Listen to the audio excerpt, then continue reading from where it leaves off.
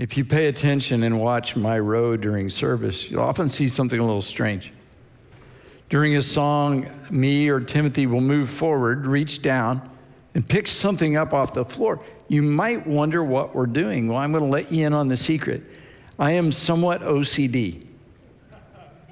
Maybe a bit more than somewhat. I can't stand to see trash on the floor in church. If I see it, I'm completely distracted from everything else, and all I can think about is that little piece of paper or that candy wrapper on the floor. It makes me crazy. I can't stand it. So I reach down and I pick it up. It takes me forever to come up from my office. My office is in the preschool area. To come up from my office to the sanctuary, because if I see a piece of trash on the floor, I can't just walk by and leave it there. I have to pick it up. Some of you people are messy. And I have a word for you. Stop it. Quit leaving trash all over the church, inside or outside. We've got trash cans. Throw it away. If you fill all our trash cans, we'll buy more. I can't stand trash in the church. Pick up your trash. We give you free coffee. We don't charge for it like most churches. You get it free. So throw your coffee cup away. Don't leave it under your chair. Don't put it on the counter. Throw it away. You got it for free. I'm not your mama. Pick up your cup. If you see trash in the parking lot, pick it up. If there's paper on the floor, pick it up. If you try to throw something away and you miss, go back and pick it up. I'm tired of picking up your trash. Sorry, got a little carried away there. I don't like trash in church because it sends a message. What's important, you keep clean. When company's coming, you clean your home. When you have an important date, you clean all the McDonald's bags, Planet Smoothie cups, old papers from school, hunting clothes, smelly t-shirts, and muddy shoes out of your truck. You take a shower. You wash your hair if you want to ever have another date. If the big boss is coming in your office for a meeting, you clean off your desk. You make sure everything looks neat and professional. If something matters, you keep it clean. If you don't keep it clean, you're sending a message. I don't care.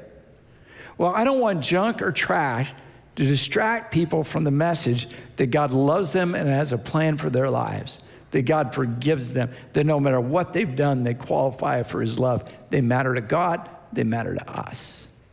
I don't want them distracted by trash on the floor. I also never want them to be distracted by trash in our lives.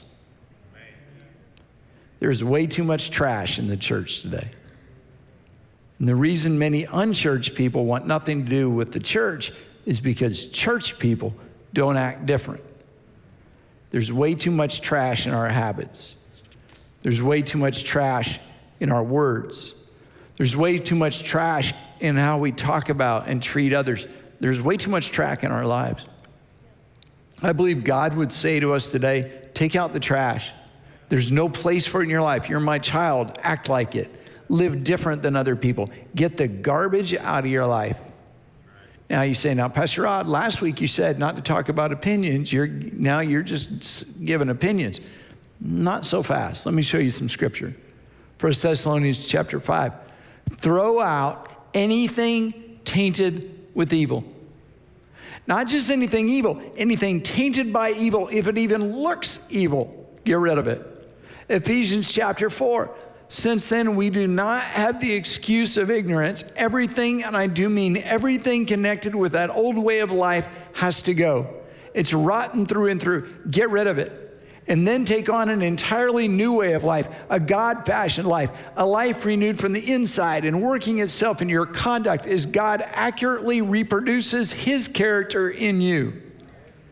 James chapter 1, get rid of all the moral filth and the evil that is so prevalent and humbly accept the word planted in you, which can save you. Ephesians chapter 5, but among you there must be not even a hint of sexual immorality or any kind of impurity or greed, because these are improper for God's holy people. Nor should there be obscenity, foolish talk, or coarse joking, which are out of place, but rather thanksgiving. For this you can be sure. Now listen, no immoral, impure, or greedy person, such a man as an idolater has any inheritance in the kingdom of Christ and God. That's tough stuff. When you allow junk and garbage and sin to remain in your life, the effect is horrible. It harms your connection to God. It negatively affects your witness. It contributes to a lack of peace in your life. Most importantly, when you allow the trash to remain, you are tolerating sin. So where's the line? How do you know when you've compromised too much? How much trash can you keep in your words, your thoughts, and your life before it keeps you from heaven? Well, wherever that line is, I want to be as far away from it as I can. I don't want to be anywhere near it. The concept of getting the trash out of your life is called holiness. And the Bible has a lot to say about being holy. 2 Corinthians 7, with promises like this to pull us on, dear friends. Let's make a clean break with everything that defiles or distracts us, both within and without. Let's make our entire lives fit and holy temples for the worship of God. Hebrews chapter 12, make every effort to live in peace with all men and to be holy. Now look at this last phrase, without holiness, no one will see the Lord. Oh. So this is a pretty big deal. There's a lot riding on it. So what does it mean to be holy? It's one of the most misunderstood words in the church today. So I want to take a few minutes and talk about what holiness is and then what holiness is not. When I said holiness, some of you instantly thought rules, but holiness is not following rules. We talked about it last week. Years ago, there was a list. What you can wear, what you can watch on TV, where you can go, what you can do. In some ways, that was easier. It'd be great if I gave you a list of rules. Do this and be holy, but it's not that easy. The world changes quickly. Situations are difficult to predict. I'd have to develop a website with daily holiness updates. That's not holiness. But just because there isn't a list doesn't mean you can do anything. The Bible is our guide. Holiness is not living in a cave. You know the people, the world is evil. Their kids are going to be influenced, so they head for the hills to holiness. They hide out together, protected from the influence of the world, and only come out for gas and groceries. The thought is that to be holy requires complete and total isolation from the rest of society. You might not know anyone that extreme. Well, you don't, because they're in caves somewhere. But you probably know people who are really afraid of coming in contact with the world, and they call that isolation holiness. Holiness is not avoiding non-believers. Jesus told us to be salt and light, to influence our world. You can't do that if you hide from everyone different. Holiness is not just for special, super spiritual people. You hear holiness and you think extremes, something you're not capable of doing. You reserve holiness for the preacher or for the elderly saint or for the unusual, but holiness is not extreme. Holiness is a balanced, healthy approach, not an out-of-control, live like a monk existence. Listen to me, you can be holy and normal. It's really possible. And just because you're not normal doesn't make you holy, it just makes you weird. Holiness is not a denomination. Many people, when they hear the word holiness, have a mental picture of a certain group of people. No makeup, long hair, dresses in a bun. Now, if you want to do that, it's fine with me. Doesn't bother me. It's up to you. That's not what I'm talking about. So if that's what holiness is not, what is holiness? Holiness is choices determined by relationship, not rules. I love my wife. Cindy's the most important person in my life. I don't avoid an affair just because it's wrong or violates my vows. I won't have an affair because my relationship with Cindy matters to me. See, I know the rules, but referring to the rules is not the point. I make the choice not because of rules, but because of relationship. People have missed the point on holiness. They say things like, well, I couldn't give up all that. Or they just don't want me to have fun. Or God doesn't want me to be unhappy. Hold the phone, you missed it. If you say things like that, the problem's not the rules, it's the relationship. If your relationship with Jesus is real, dynamic, and ongoing, you avoid things because you want to, not because you have to. You don't want to do anything that causes harm or damage to your relationship or testimony. You don't want any trash in your life. You say no because you love Jesus. Holiness is identifying the weak links in your life. A basketball team wins by finding the other team's weakest player and exploiting that weakness.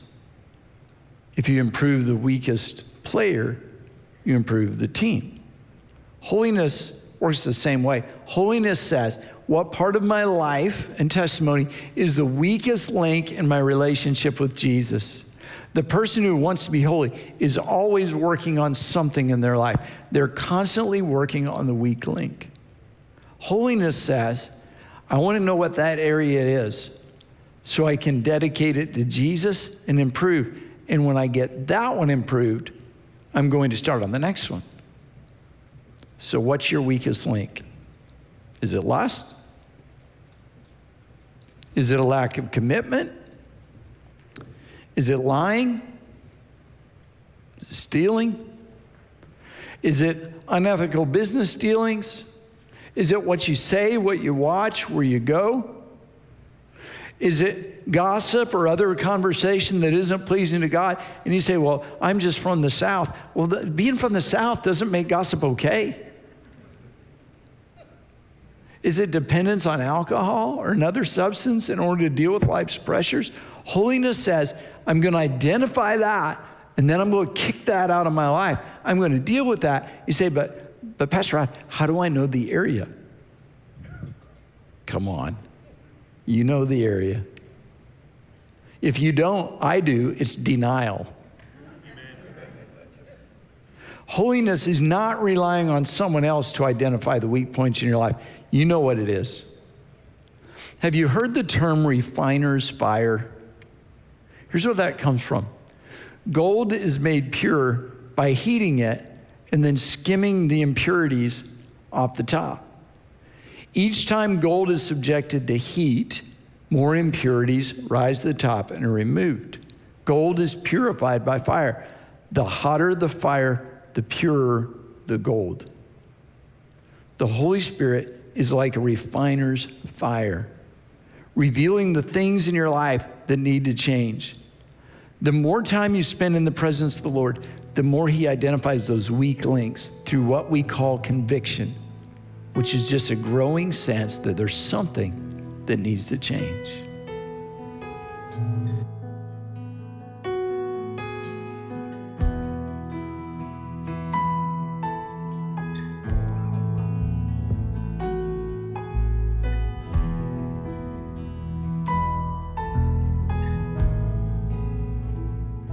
If the altar's where you meet us, take me there, take me there. If what you need is just an offering, it's right here.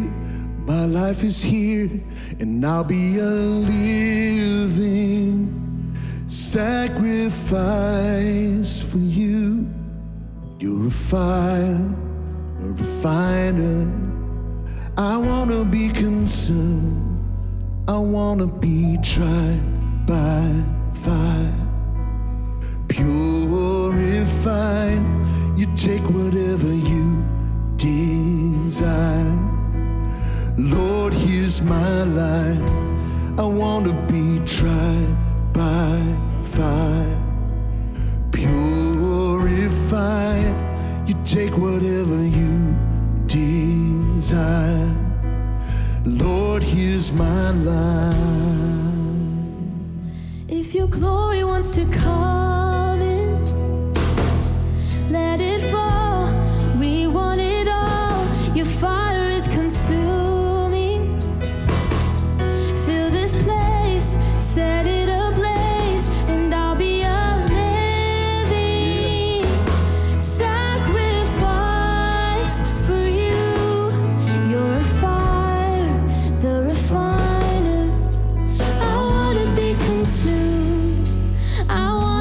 be tried by fire,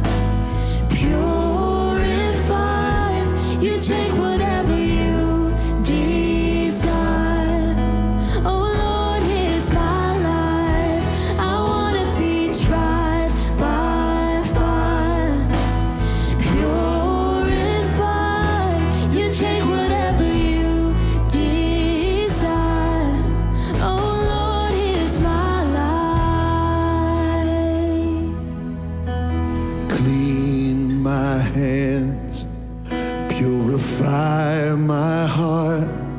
I want to burn for you, only for you. Take my life as a sacrifice.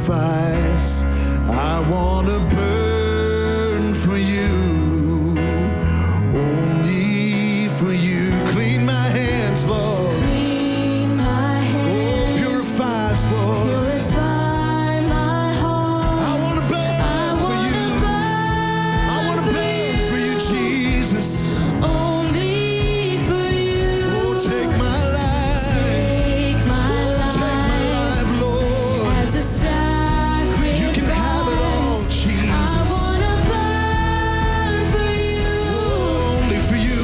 Only Sing it again, come on. for you. Oh, clean my hands. Clean my hands, Yeah, purify. purify my heart.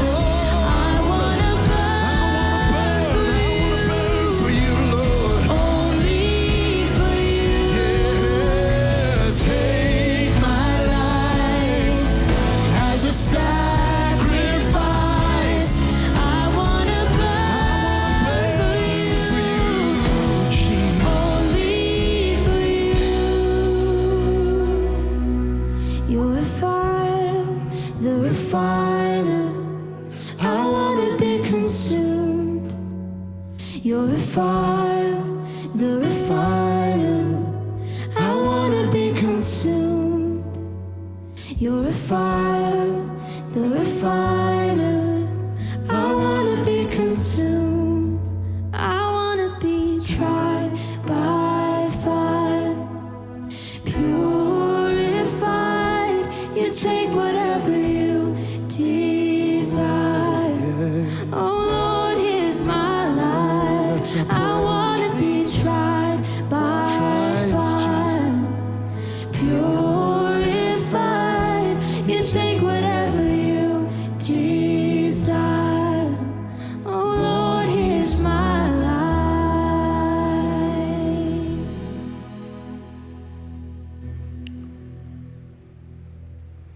Holiness is just that process of the Lord revealing things and you responding.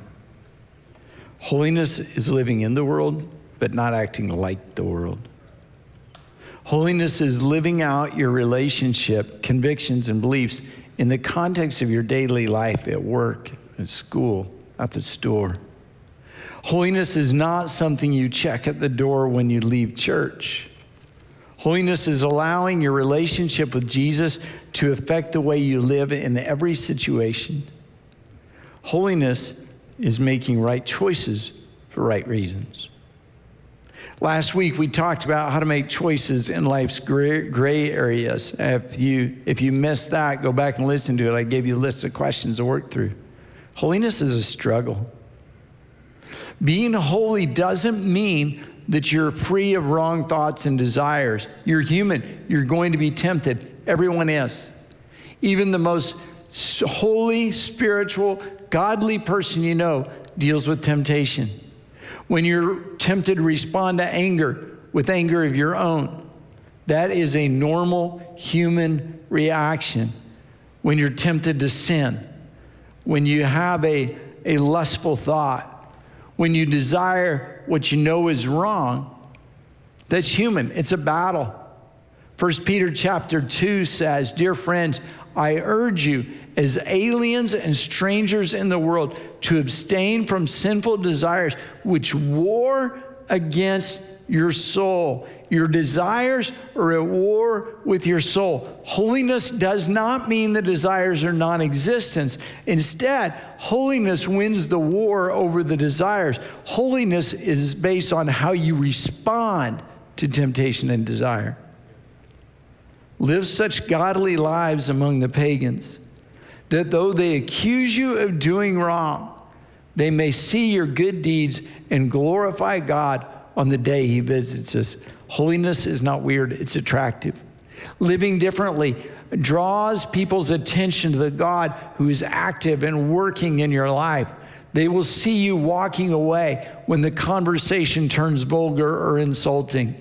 They'll see you refusing to gossip, but instead encouraging others. They'll see you honoring and valuing your spouse, doing business with honor and integrity. They'll see you loving people whom others marginalize or dehumanize. Holiness draws people to God. They will notice the difference in your life, and they will be drawn to the Jesus in you. See, holiness is your identity as a follower of Jesus. You are not the same. You're different because the power of God is at work in you. Look at verses 9 and 10. This describes you. You are a chosen people, a royal priesthood, a holy nation, a people belonging to God, that you may declare the praises of him who called you out of darkness and into his wonderful life.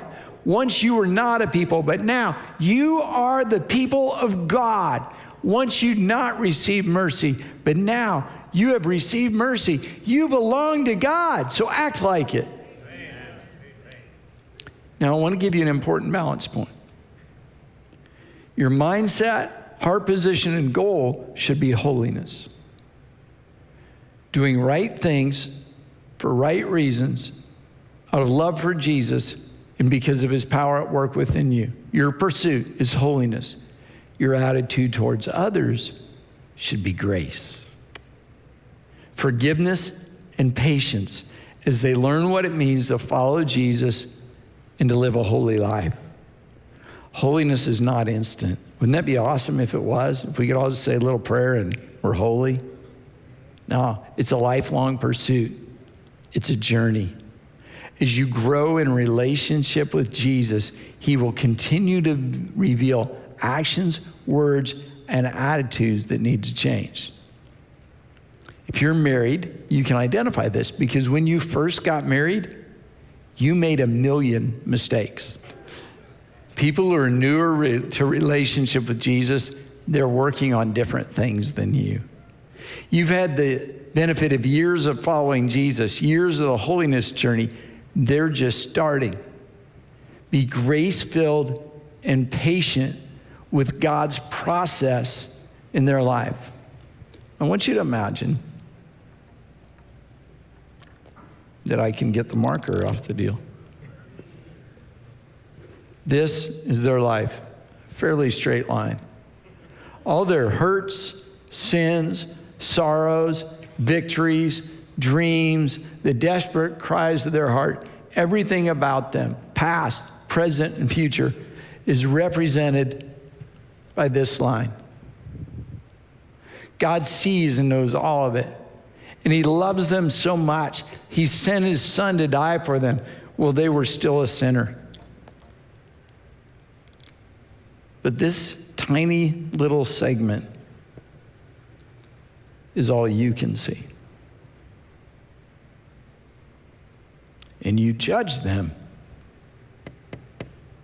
based on this limited perspective. Now, is that fair? Would it be fair for you to judge for someone else to judge you by that standard, by one moment of your existence? Of course not. That's completely unreasonable, right? Holiness is not a weapon to be used against others. Spiritual elitism, considering yourselves more holy than others, is a sign of spiritual maturity. It's a weak link in your life that needs to be submitted to the holiness of God. Way too many Christians have been new Christians have been discouraged by judgmental Christians who've forgotten the grace that they've received and who focus on one moment and forget that God has them on a journey. Instead of hurting others and passing judgment, acknowledge your limited perspective and then join God in the redemptive work of extending grace. Live a pure, holy life without an ugly, superior attitude. God says this to us today and every day. Take out the trash. Get the junk out of your life. Follow me. Serve me in every area. Be holy. Look again at Ephesians 4:22. I'll read it a little slower this time. Since we do not have the excuse of ignorance, everything, and I do mean everything connected with the old way of life, has to go. It's rotten through and through. Get rid of it. And then take on an entirely different, new way of life, a God-fashioned life, a life renewed from the inside and working its way into your conduct as God accurately reproduces his character in you. I'm not going to give you a list, even though it's really tempting to call it everything I know you're doing that causes the message of Jesus and our influence as a church to be diminished. Some of you would love the list until I hit your area of struggle or compromise. That's tempting to do, but it is joyless, grace-free, legalistic bondage. Instead, I challenge you to open your hearts to the Lord and allow him to challenge you in your weaknesses. Take out the trash. I think you can represent it as a cycle.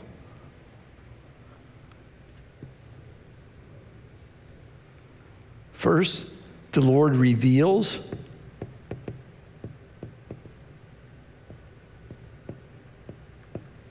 an area of your life that needs to change. You become aware of it. In response to the Lord revealing that area of weakness in your life, you confess to God and you ask for help changing it. Then you change. You change the behavior or you change the attitude. Then the process starts again. And the Lord reveals something else that needs to change in your life. And you confess that attitude and you ask God for help and you change. And then the Lord brings up something else in your life, an attitude or a way you're acting, and you confess that and you ask for help and you begin the change. And that cycle continues until one day we're with him in heaven. Over and over. See, holiness is a journey. It's a continual process of being open to what the Lord has to say. And if you say, well, there's not any trash in my life, then you have ejected from the cycle of way God works in you.